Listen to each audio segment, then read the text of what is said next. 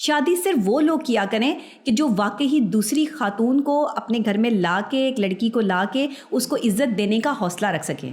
یہ نہ کریں کہ ماں باپ کی جی ہماری ڈیمانڈ تھی، ماں باپ نے جو ہے وہ کہا شادی کر لو تو ہم نے شادی کر لی. شادی دو لوگوں کے درمیان ایک بہت ہی بڑے تعلق کو کہتے ہیں، ایک ایسے مضبوط رشتے کا نام ہے جسے دو لوگ نبھا رہے ہوتے ہیں.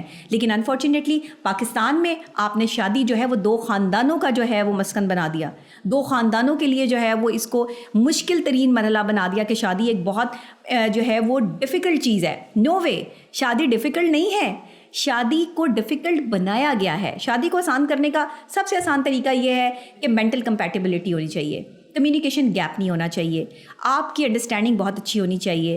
آپ ایک دوسرے کو جب قبول ہے قبول ہے قبول ہے کہہ رہے ہیں تو خوبیوں اور خامیوں سمیت قبول کر رہے ہیں. یہ یاد رکھیں، یہ جو قبول ہے یہ عام لفظ نہیں ہے. اس وقت یاد رکھیں کہ آپ اس شخص کو جسے اپنی زندگی میں آپ انٹر کر رہے ہیں وہ بھی عورت کی قبول ہے کہ بغیر قبول نہیں ہو سکتا. آپ کی شادی ہی کمپلیٹ نہیں ہوگی جب تک عورت آپ کو قبول نہیں کرے گی. لیکن کیسی بات ہے کہ عورت اگر زندگی سے نکلنا بھی نہ چاہے اور مرد اس کو نکالنا چاہے تو طلاق کا اختیار جو ہے وہ اللہ نے مرد کو دے دیا ہے. یعنی قبول کرنے کا اختیار عورت کے پاس ہے اور نہ کرنے کا اختیار جو ہے وہ مرد کے پاس ہے. لیکن مردوں کو یہ چاہیے کہ جب ایک لڑکی آپ کے گھر میں اپنا سب کچھ چھوڑ کر آئی ہے، اپنے گھر بار رشتہ دار، اس کی سائیکلوجیکل پوزیشن یہ ہے کہ وہ جس گھر میں آ رہی ہے اسے اس گھر کے طور طریقوں کا نہیں پتہ.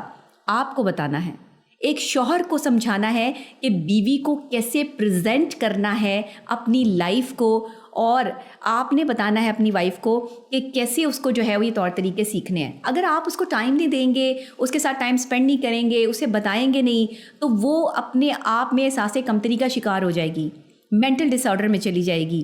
پھر آپ شکایت کرتے ہیں کہ میں نے ایک ذہنی مریضہ سے شادی کر لی. پھر آپ کہتے ہیں کہ یہ ذہنی مریضہ ہے. اسے ذہنی مریضہ بنانے والا وہ شوہر ہے جو بد نصیب ہے، جو یہ چیز سمجھ ہی نہیں پا رہا کہ اس کے پاس ایک عورت کی محبت ہے تو وہ امیر ترین انسان ہے.